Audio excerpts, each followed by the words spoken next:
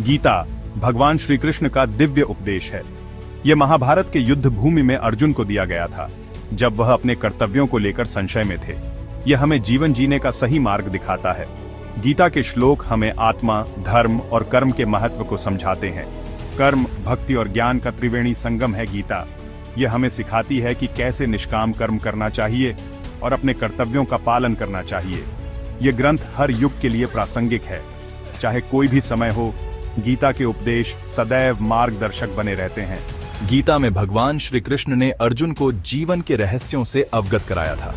उन्होंने अर्जुन को सिखाया कि कैसे अपने मन को स्थिर रखकर सही निर्णय लेना चाहिए। आज भी यह ग्रंथ करोड़ों लोगों के लिए मार्गदर्शक का काम करता है।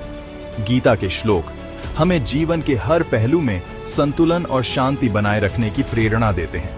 इसके श्लोक हमें जीवन के हर मोड़ पर सही दिशा दिखाते हैं।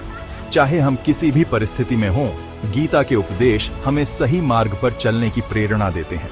गीता का हर श्लोक हमें जीवन के गहरे अर्थों को समझने में मदद करता है। यह हमें सिखाता है कि कैसे अपने जीवन को सही दिशा में ले जाना चाहिए। मनुष्याणां सहस्रेषु कश्चिद् यतति सिद्धये।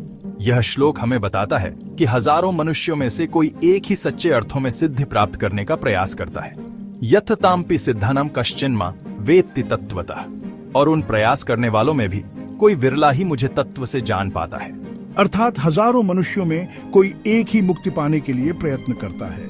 यह श्लोक हमें यह भी सिखाता है कि सच्ची मुक्ति और ज्ञान प्राप्त करना कितना कठिन है, और प्रयत्न करने वालों में भी कोई विरला ही मुझे तत्व से जान पाता है। यह जीवन अनमोल है और इसका उद्देश्य केवल खाने पीने, सोने और मौज मस्ती करने में नहीं है। यह श्लोक मानव जन्म की दुर्लभता और उसके महत्व को दर्शाता है।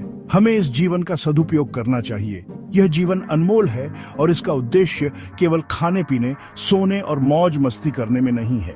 हमें इसे ईश्वर प्राप्ति के लिए समर्पित करना चाहिए। हमें इस जीवन का सदुपयोग, यह जीवन हमें एक अवसर देता है, एक ऐसा अवसर जो हमें ईश्वर के करीब ले जा सकता है। ईश्वर प्राप्ति के लिए करना चाहिए। यह जीवन एक यात्रा है और इस यात्रा का अंतिम लक्ष्य ईश्वर की प्राप्ति है।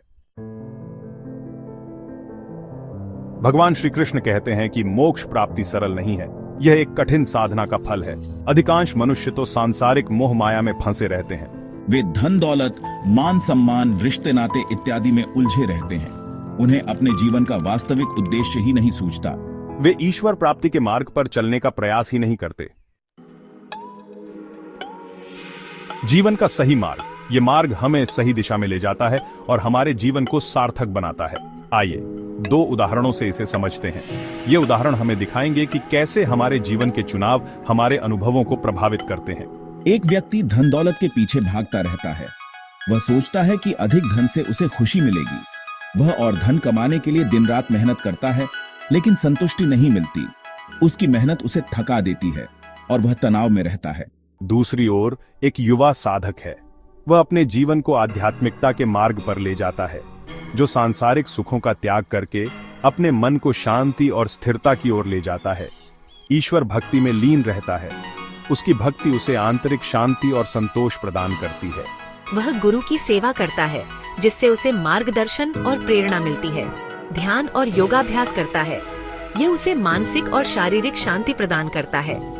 उसे सच्ची शांति और आनंद की प्राप्ति होती है। यह मार्ग उसे जीवन के सही अर्थ की ओर ले जाता है। ईश्वर प्राप्ति जीवन का लक्ष्य। हमें यह समझना होगा कि जीवन का वास्तविक लक्ष्य ईश्वर प्राप्ति है। हमें अपने जीवन को सार्थक बनाने के लिए भक्ति मार्ग पर चलना चाहिए। ईश्वर का स्मरण, भजन, कीर्तन, सत्संग और सेवा, यही जीवन को सफल बनाने के साधन है। आइए हम सब मिलकर भगवान श्री कृष्ण के बताए मार्ग पर चलें और अपने जीवन को सार्थक बनाएं।